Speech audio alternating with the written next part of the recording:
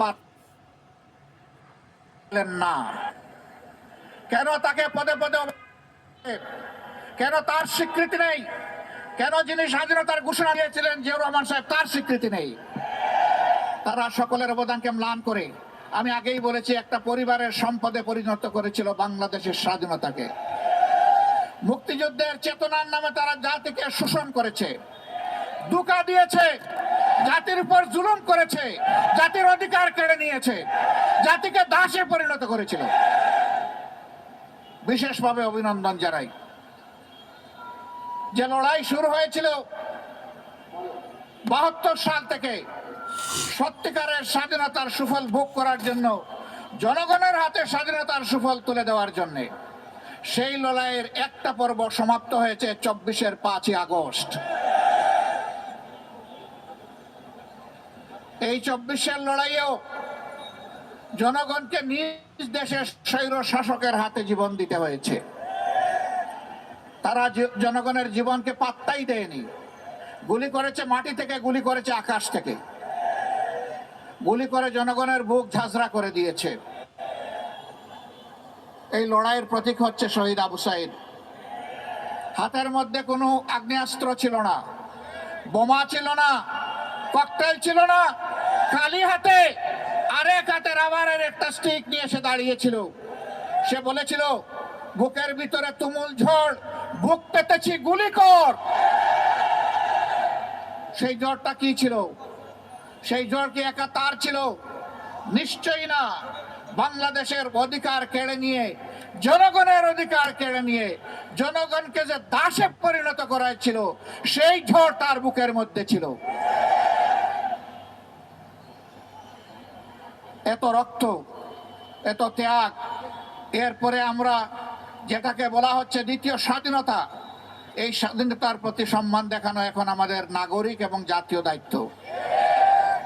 জীবন দিয়ে যারা বিদায় নিয়েছে তারাও আমাদের জাতীয় বীর। এই লড়াইয়ের ময়দানে দেশে বিদেশে যারা শরিক হয়েছে তারাও আমাদের জাতীয় বীর। আমরা জাতীয় বীর দেখে আমাদের উচ্চ শিখরে রেখে তাদেরকে আমরা সম্মান জানাতে চাই।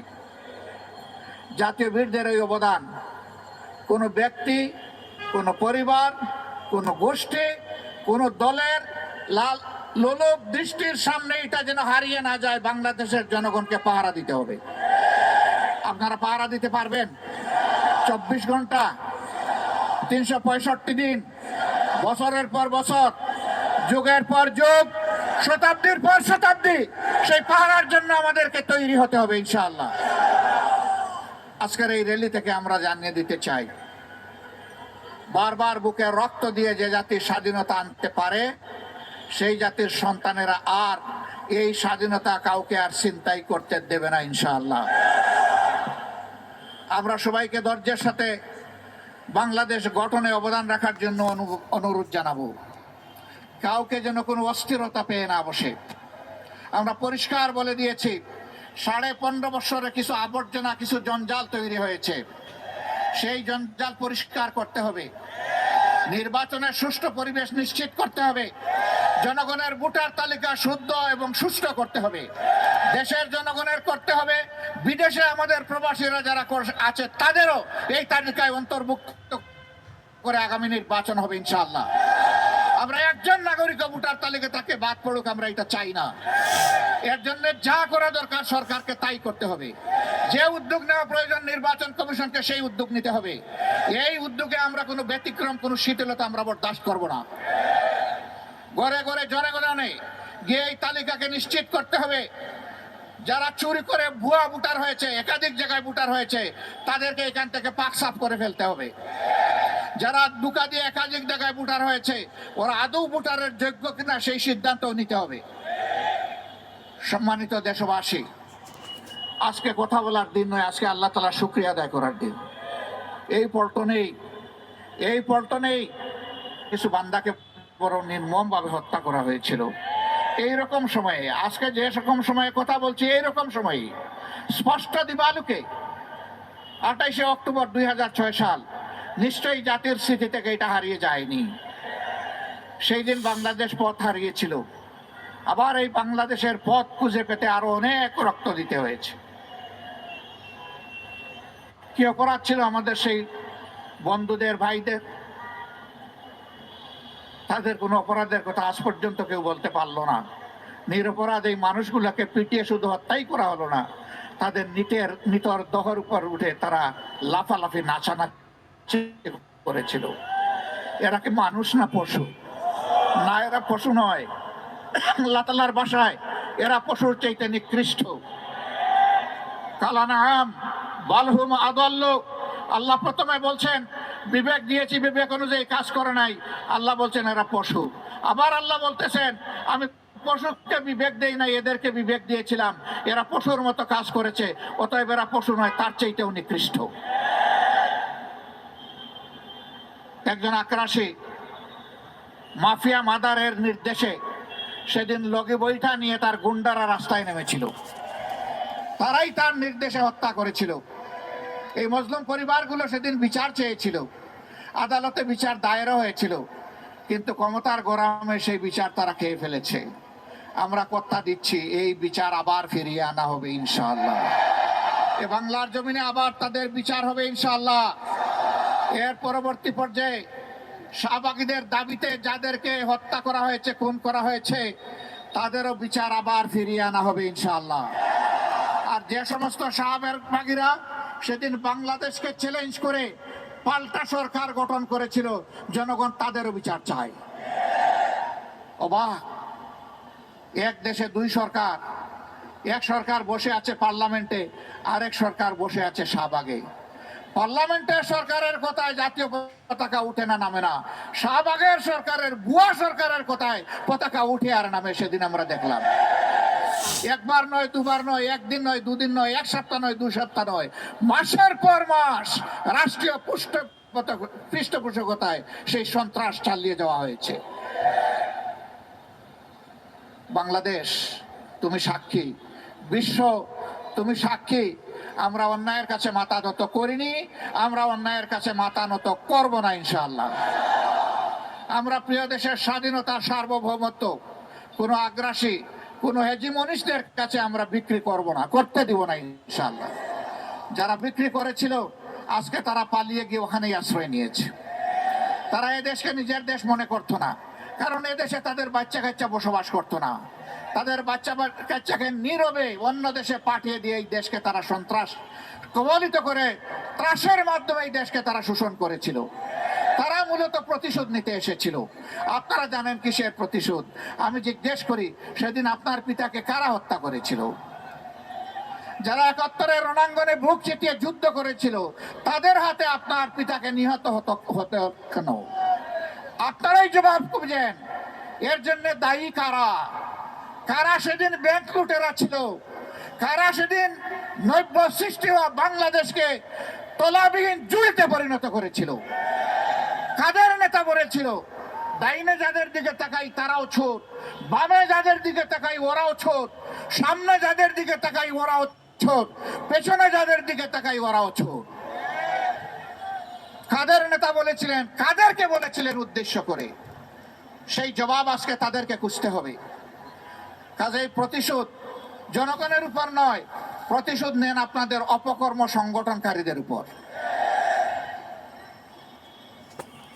আশ্চর্য বিষয়, তারা বাংলাদেশটাকে টুকরা টুকরা করে, বিভক্ত করে, হানাহানি, হিংসার রাজত্ব কায়েম করে পালিয়ে গিয়ে এখনো বাংলাদেশকে তারা স্থির থাকতে দেন না।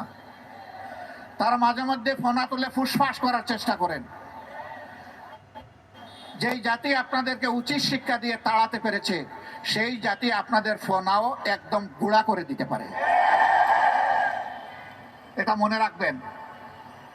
এই দেশে যোদ্ধা 2 লাখ 4 লাখ নয়, এই দেশে যোদ্ধা মিনিমাম 10 কোটি। এই 10 কোটি যোদ্ধার 20 কোটি হাত সদা প্রস্তুত যে কোনো ষড়যন্ত্র রুখে দেওয়ার জন্য। আমরা আল্লাহ তাআলার সাহায্য চাই, আমরা যেন অন্যায় এবং অসত্যের বিরুদ্ধে আপোষহীন লড়াই করতে পারি। প্রিয় দেশবাসী, আসুন আমরা আরেকবার অঙ্গীকার করি আজকের এই বিজয় দিবসে আমরা অবশ্যই দেশকে ভালোবাসবো। আমরা কারো তাবেদার বানাতে এই দেশকে দেব না, এবং কেউ তাবেদারি করতে আসলে তাকে আমরা ছাড় দেব না। এই অঙ্গীকারে আজকের এই বিজয় দিবস উদযাপিত হোক।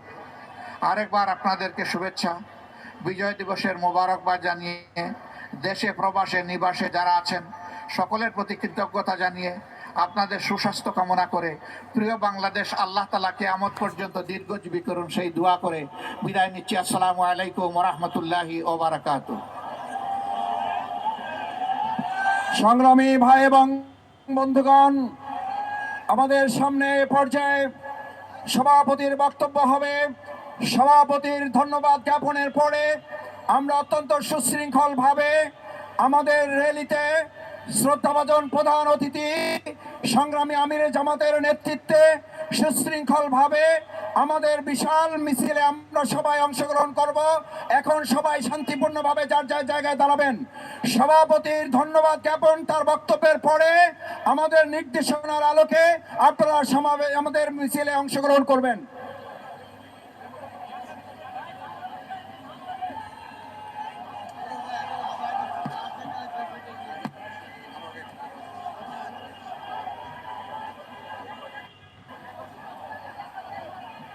বিসমিল্লাহির রহমানির রহিম।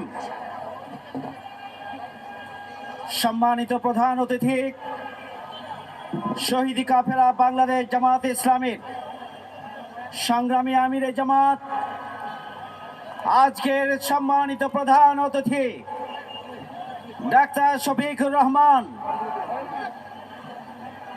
সম্মানিত কেন্দ্রীয় এবং মহানগরী নেতৃবৃন্দ,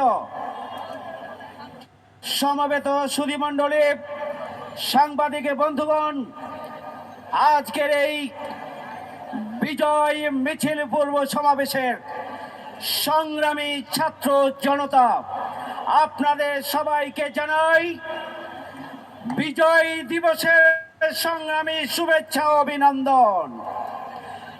সংগ্রামী ভাই ও বোনেরা, আমরা প্রধান অতিথির কাছ থেকে বক্তব্য শুনেছি।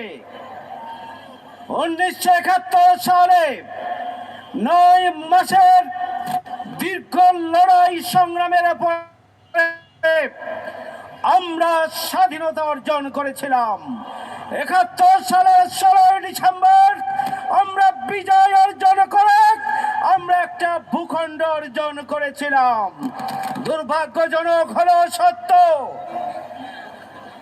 ওই স্বাধীনতার সল এজেন্ট বলে দাবিদার শেখ হাসিনার নেতৃত্বে আমাদের বাংলাদেশের স্বাধীনতার প্রাণ শক্তি, সার্বভৌম শক্তিকে প্রতিবেশী রাষ্ট্রের হাতে বর্গা দেওয়া হয়েছিল। সংগ্রামী ভাইয়ের আমার, দীর্ঘ লড়াই সংগ্রাম করে এদেশের ছাত্র জনতা জীবন দিয়ে 24-এর গণঅভ্যুত্থানের মধ্য দিয়ে স্বাধীনতা সার্বভৌমত্বকে আমরা ফিরিয়ে এনেছি।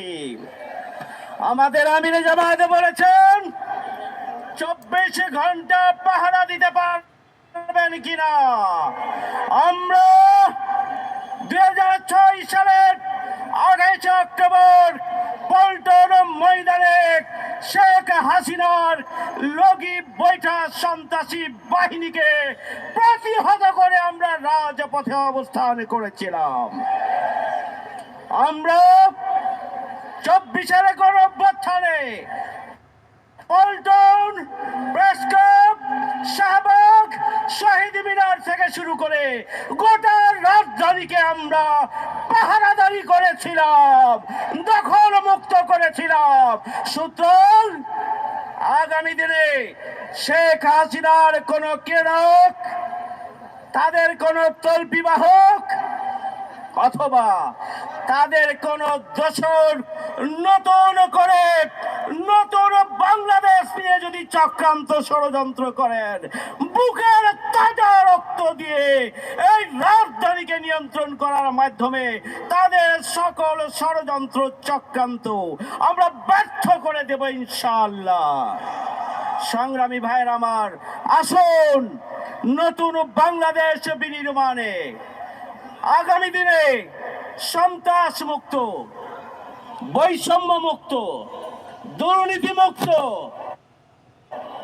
বসবাসযোগ্য মানবিক বাংলাদেশ গড়ে তোলার জন্য আমরা নিজ নিজ অবস্থান থেকে আমরা ঐতিহাসিক অবদান রেখে বাংলাদেশকে সুখী সমৃদ্ধশালী স্বাধীন সার্বভৌম একটি বাংলাদেশ হিসেবে গড়ে তোলার জন্য আমরা নিরন্তর প্রচেষ্টা চালিয়ে যায়, তাহলেই আজকের এই সংক্ষিপ্ত সমাবেশ সফল হবে ইনশাআল্লাহ। সম্মানিত আমিরে জামাত, আজকে সকালবেলায় কুয়ালালামপুর থেকে তিনি বাংলাদেশে এসে তিনি নির্ঘুম সময় কাটিয়ে কষ্ট করে আমাদেরকে জাতির এই ঐতিহাসিক মুহূর্তে পল্টন ময়দানের জনসমুদ্রে আমাদেরকে সময় দিয়েছেন, আমাদের আয়োজনকে সার্থক করেছেন। এই জন্য প্রধান অতিথি মানবিক নেতা আমিনুল জামাতকে আমরা আন্তরিকভাবে শুভেচ্ছা এবং অভিনন্দন জানাচ্ছি। আজকের এই বিজয় র্যালি পূর্ব সমাবেশে আবারও ঢাকা সহ দেশবাসীকে বিজয়ের এই শুভক্ষণে আমরা আন্তরিক শুভেচ্ছা জানিয়ে, সংগ্রামী শুভেচ্ছা জানিয়ে সমাবেশের আজকের এই সংক্ষিপ্ত অংশ আমরা শেষ করছি। এখন সুশৃঙ্খলভাবে আমিরের জামাতের নেতৃত্বে দীর্ঘ 20 বছর পরে আমরা রাজধানী ঢাকায় বিজয় মিছিল করব ইনশাআল্লাহ। আপনারা সুশৃঙ্খলভাবে নিজ নিজ অবস্থানের থেকে সংগঠনের নির্দেশনার আলোকে আপনারা বিজয় র্যালিতে অংশগ্রহণ করবেন। আমিরে জামাত বন্ধুগণ, সামনে যাওয়ার পরেই আপনারা পিছন থেকে আপনাদের পূর্বের নির্দেশনার আলোকে আপনারা ধারাবাহিকভাবে অগ্রসর হতে থাকবেন। আসসালামু আলাইকুম ওয়া রাহমাতুল্লাহি ওয়া বারাকাতুহু।